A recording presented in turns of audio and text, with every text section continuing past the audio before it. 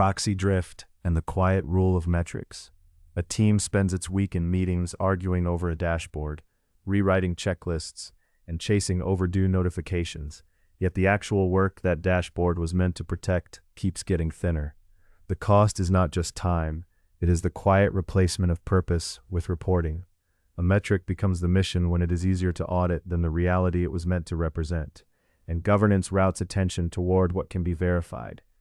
Let us examine the structure. Measurement enters a system as a proxy, a simplified number that stands in for a complex outcome. It arrives with a promise, clarity without constant observation. But proxies do not merely describe, they reorganize incentives. Begin with a constraint. Leaders cannot directly see the work.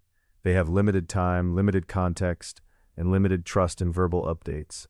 So they build a review cadence, weekly status, monthly targets, quarterly scorecards. This is not vanity, it is a response to the constraint of distance.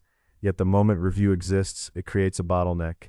Whatever can pass through that narrow channel becomes what matters, because it is what can be discussed, compared, and approved. Now add an incentive. If promotions, budgets, and reputations are influenced by what is visible in those reviews, people adapt. They optimize for what is counted, because what is counted is what is legible to decision makers. This is not necessarily deception, it is rational behavior under measurement. A feedback loop forms. The dashboard drives the meeting agenda drives the next week's work produces the next dashboard update. Over time, the system rewards those who can reliably produce numbers on schedule, not necessarily those who improve the underlying reality. The proxy becomes a performance surface, something you can polish. Consider a generic service organization that wants good support. The reality is multidimensional: speed, accuracy, empathy, long-term resolution, and customer learning. But those are costly to observe, so the organization picks a metric: ticket closure rate. Immediately a trade-off appears. Closing tickets faster may reduce average handle time, but it can also shift work into reopened tickets, repeat contacts, or unresolved dissatisfaction. The system must choose what it will pay attention to. If the closure metric is reviewed weekly, while long-term resolution is sampled quarterly, the weekly signal dominates, not because anyone declared it sacred, but because it arrives more often and carries fewer ambiguities. Proxy drift accelerates when the metric becomes a gate. When approvals require a number, the number becomes the passport for action. The team learns, if you cannot attach a metric, your work will be delayed. If you can attach a metric, your work will move. The organization then reallocates effort toward metric-ready initiatives, those that produce clean charts. While mission-critical but hard-to-measure work accumulates as neglected debt, a second-order effect follows. The metric starts defining the category of reality. People stop asking, did we serve the customer, and start asking, did we hit the threshold? Language compresses values into a target. Ambiguity is treated as a failure mode rather than a signal. And because numbers travel well across hierarchies, they gain authority. A metric can be forwarded, pasted into a report, and compared across teams with minimal context. The metric wins the argument by being portable. None of this requires a villain. It requires only predictable responses to constraints, limited oversight, high coordination costs, and the need to justify decisions. In such conditions, measurement becomes governance. When a metric becomes the mission, attention is being allocated by the easiest form of proof. This reveals values, even when no one speaks them aloud.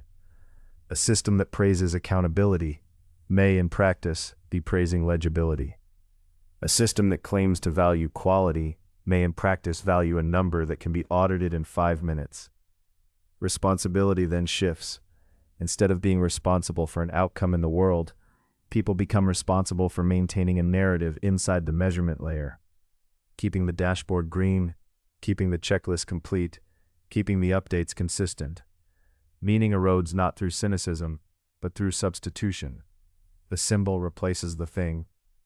This is why proxy drift feels so disorienting. You can sense that effort is increasing while impact is not. The system is not lying.